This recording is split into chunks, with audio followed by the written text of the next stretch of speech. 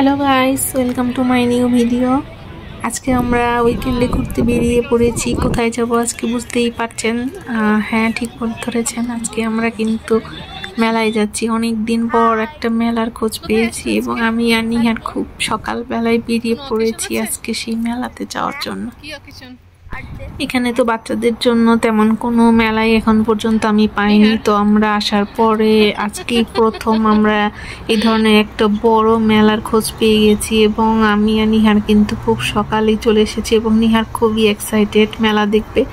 অনেক দিন যাবত কোনো ধরনের মেলাতে অ্যাটেন্ড করে না, তো এখানে আসার পরে এটাই আমাদের প্রথম একটা বড় মেলা যেটা আমরা আজকে এসেছি এবং আশা করি অনেক কিছু এখানে আমরা দেখতে পারবো। এবং ঢোকার সাথে সাথেই কিন্তু আমরা অনেকগুলো স্টল এখানে পেয়ে গেলাম। এই স্টলটাতে হানি বিক্রি করতেছে এবং এগুলো কিন্তু খুবই এনভায়রনমেন্ট ফ্রেন্ডলি হানি এবং খুবই পিওর হানি। এগুলো খুবই টেস্টি হয়ে থাকে এবং বিভিন্ন ধরনের ক্যান্ডেলও কিন্তু দেখতে পাচ্ছি, খুব সুন্দর সুন্দর শেপের ক্যান্ডেল এবং বিভিন্ন ধরনের দোকান আজকে বসেছে। প্রায় 50-এর উপরে স্টল আমি এখানে দেখতে পেয়ে গেছি এবং বিভিন্ন ধরনের জিনিস, ম্যাক্সিমাম জিনিসগুলি হচ্ছে আপনার বিভিন্ন ধরনের ক্রাফটিং আর্ট, এই ধরনের জিনিসগুলি বেশি করা হয়েছে। সবার হাতে তৈরি জিনিসগুলো এখানে নিয়ে এসেছে সেল করার জন্য এবং খুবই সুন্দর সুন্দর জিনিস এখানে আমরা আজকে পেয়ে গিয়েছি। আসলে মেলাতে সবকিছুর দামই একটু বেশি থাকে। এই স্টল থেকে নিহার কিন্তু একটা ক্যান্ডি কালেক্ট করে ফেলেছে। সে একটা কোশ্চেনের আনসার করে এখান থেকে একটা ক্যান্ডি নিয়ে ফেলেছে এবং খুব ভালো হয়েছে এখানে। নিহার খুব এনজয় করলো এই স্টলটাতে। দেন আমরা পুরো মেলাটা ঘুরে দেখছি কোথায় কি আছে। তো আমরা শুধু হাঁটছি আর হাঁটছি। আসলে এত বড় স্পেস, হাঁটতে হাঁটতে আমাদের তো পায়ে ব্যথা হয়ে যাচ্ছে। আসলে মেলাটা শুধু একদিনের জন্যই দেওয়া হয়েছে। এই ধরনের মেলা আসলে একদিন দেওয়াটা ঠিক হয়নি বলে আমি মনে করি। যদি এটা 2 দিন হতো তাহলে আসলে পুরো মেলাটাকে খুব সুন্দরভাবে আমরা একটু ঘুরে দেখতে পারতাম। অনেক বড় একটা মেলা এটা, বিভিন্ন জায়গায় বিভিন্ন স্টল বসে আছে। তো আমরা হাঁটতেছি, দেখা যাক আজকে কতটুকু কভার করতে পারি। Thank you. এই স্টলটাতে নিহার একটা ট্যাটু করে নিল, যেহেতু আজকে আর্থ ডে ছিল তো ওর হাতে একটা আর্থ থেকে দিল। খুব সুন্দর একটা ট্যাটু ছিল। নিহার ফার্স্ট দিতে চাচ্ছিল না, বাট পরে এখানে ওরা খুব সুন্দরভাবে বাচ্চাদেরকে ডেকে ডেকে এটা হাতে অ্যাডজাস্ট করে দিচ্ছিল এবং নিহারও হাতে একটা ট্যাটুকে নিল। খুব সুন্দরভাবে একটা আর্ট তৈরি হয়ে গেল ওর হাতে। খুব সুন্দর লাগছিল আর্টটা দেখতে। আমি তো মেলা চারদিকে শুধু চুড়ি খুঁজছিলাম। আমাদের বাংলাদেশের মেলাতে তো বিভিন্ন ধরনের কালারফুল চুড়ি আমরা দেখি, তো আমি খুঁজতেছিলাম কোথায় একটু চুড়ি পাবো, বাট কোনো জায়গায় একটু চুড়ির গন্ধ নাম কিছুই পাচ্ছিলাম না। এদিকে নিহার তোর খেলনা নিয়ে ব্যস্ত, পিস্তল ধরে, ছুরি ধরে, তালোয়ার ধরে, কোনটা নিবে সেটা বুঝতে পারতেছিল না। বাট জিনিসের এত বেশি দাম ছিল যে এগুলো আসলে কেনাটা একটা ঠক ছাড়া আর কিছুই না। এগুলো কেনার কোনো মানেই হয় না। তো নিহার তো যেখানে পিস্তল থাকবে, গাড়ি থাকবে, সেখানে গিয়ে অ্যাটাক করবে যে কিনতে হবে। বাট আজকে আর পিস্তল কিনে দিব না। কিছু কিছু আইটেম আমার কাছে খুবই এক্সক্লুসিভ মনে হয়েছে। তার মধ্যে এই আইটেমটা, এটা আমার খুবই সুন্দর লাগছিল ঘরে ঝুলানোর জন্য। এক ধরনের শোপিস, খুব সুন্দর একটা শোপিস এটা ছিল। এবং বিভিন্ন ধরনের প্রোডাক্ট আমরা এখানে পুরো মেলাতে কিন্তু আজকে এক্সপ্লোর করলাম। বিভিন্ন কসমেটিক্স ছিল, প্লাস বিভিন্ন ধরনের অর্নামেন্টস, জুয়েলারি, মানে বিভিন্ন ধরনের জুয়েলারি ছিল। যাক, এই ধরনের জুয়েলারি আমি পরি না, সো এগুলো আর নেওয়ার কোনো কথাই হচ্ছিল না। সো আমরা হাঁটতে হাঁটতে কিন্তু একটা ব্যান্ডের দল পেয়ে গেলাম যারা এখানে কনসার্ট করছিল এবং বিভিন্ন ধরনের সং গিয়ে শোনাচ্ছিল। আমারও খুব ভালো লাগলো সংটা শুনে।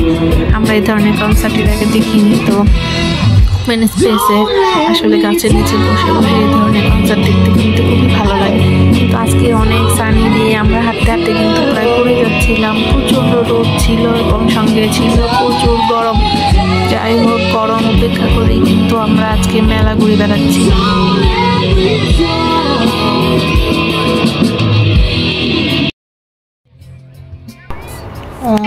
মাই গড, আর কতগুলো স্টল যে আমরা পাবো, আসলে স্টল ঘুরে ঘুরেও শেষ করতে পারছিলাম না, এত স্টল ছিল। এটা ছিল একটা পেইন্টিংয়ের স্টল, বিভিন্ন ধরনের পেইন্টিং ওরা গালে এঁকে দিচ্ছিল এবং এক একটা গালে পেইন্টিংয়ের জন্য $15। Can you imagine how expensive it is? So আমরা ওদিক দিয়ে চলে গেলাম অন্য সাইডে এবং বিভিন্ন ধরনের অ্যান্টিক পিস কিন্তু আজকে আমরা দেখলাম এই স্টলগুলোতে। খুবই সুন্দর সুন্দর জিনিস এখানে ছিল, আর দামটাও কিন্তু সেই রকম সুন্দরই ছিল।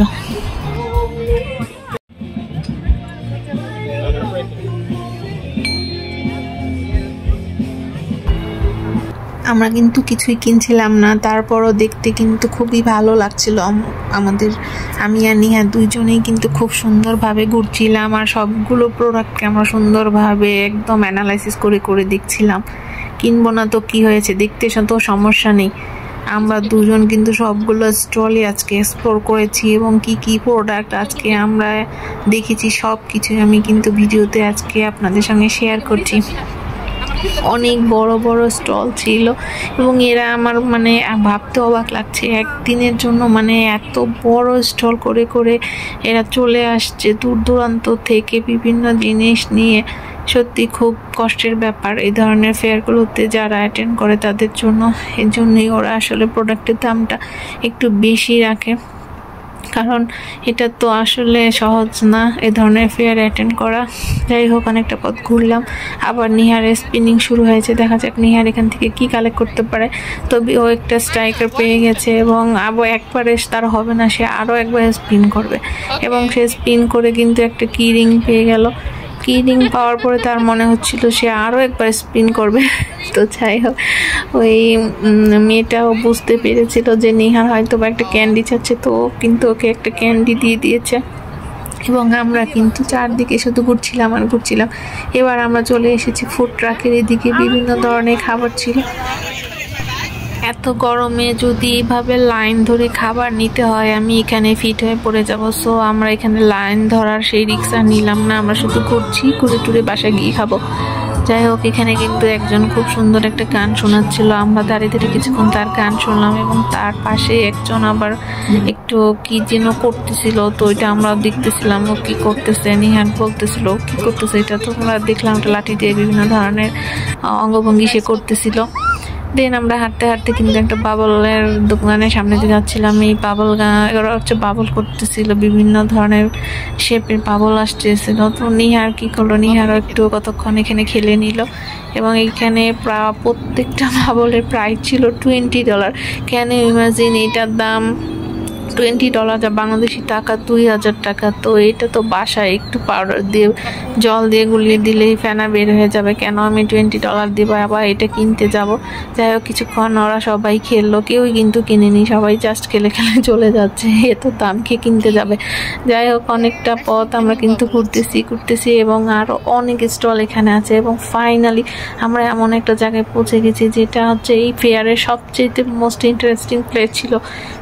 আপনারা যদি দেখতে চান তো সেই মোস্ট ইন্টারেস্টিং প্লেসটা দেখার জন্য ভিডিও শেষ পর্যন্ত আমার সঙ্গেই থাকুন। গার্ডেন ডেকোরেটর, এটা ছিল টোটাল মেলাটার সেকেন্ড মোস্ট বিউটিফুল থিং, যেটা আমার কাছে ভালো লেগেছে। এটা হচ্ছে বিভিন্ন ধরনের গার্ডেন ডেকোরেশনের জন্য রাখা হয়েছে, খুব সুন্দর লাগছিল বিভিন্ন ধরনের জিনিসগুলো। এবং ফাইনালি আমরা কিন্তু এই সাইডটাতে চলে আসছি, যেটা ছিল আজকের টোটাল ফেয়ারের একদম মোস্ট ইন্টারেস্টিং প্লেস। সেটা হচ্ছে এখানে সার্কাস দেখানো হচ্ছিল এবং বিভিন্ন বাচ্চারা ছিল যারা কিছুক্ষণ এখানে কিছু ডিসপ্লে দেখাচ্ছিল এবং ডিসপ্লে দেখার পরে কিন্তু আমরা সেই সার্কাসের প্লেসটাতে চলে গেলাম এবং সার্কাসে গিয়ে বিভিন্ন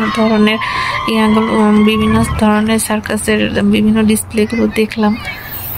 ওরা বিভিন্নভাবে, বিভিন্ন শেপে, বিভিন্ন জন বিভিন্ন সময় এসে এসে বিভিন্ন রকমের এগুলো সার্কাস দেখাচ্ছিল আমাদেরকে। এটা ওরা বলতেছিল এটা হচ্ছে বিগেস্ট লিটল সার্কাস, মানে অনেক বড় আবার ছোট সার্কাস। বুঝলাম না নামটা এরকম কনফিউজিং কেন। যাই হোক, কিছুক্ষণ এখানে বসে আমরা একটু রেস্ট নিলাম, প্লাস ওদের এইগুলো দেখলাম, খুব ভালো লাগলো। আসলে সার্কাস তো এর আগে আমরা একবার দেখেছিলাম, সেটা হচ্ছে সার্কাসে গিয়ে দেখেছিলাম, বাট এরকম ওপেন স্পেসে যে এভাবে সার্কাস দেখানো যায় সেটা আজকেই প্রথম দেখলাম। খুব ভালো লাগছিল, কিন্তু সার্কাসের ওদের অঙ্গভঙ্গিগুলো দেখে এবং বারবার অবাক হয়ে যাচ্ছিলাম যে ওরা পড়ে যাচ্ছে না কেন। নেহা তো বলতেছিল যে ওরা মনে হয় এখনই পড়ে যাবে, বাট ফাইনালি কিন্তু ওরা পড়েনি। শুধু মানুষ না, এখানে কিন্তু এই প্রাণীগুলোও আসছে এগুলো এনজয় করার জন্য। যাই হোক, এই যে দেখেন এটা কে, এটা হচ্ছে একজন টল লেডি, সে অনেক লম্বা একজন লেডি, সে এখানে হেঁটে বেড়াচ্ছে। এটা কিন্তু আসলে লম্বা লেডি না, ও পায়ের মধ্যে কি যেন লাগিয়ে হেঁটে বেড়াচ্ছে।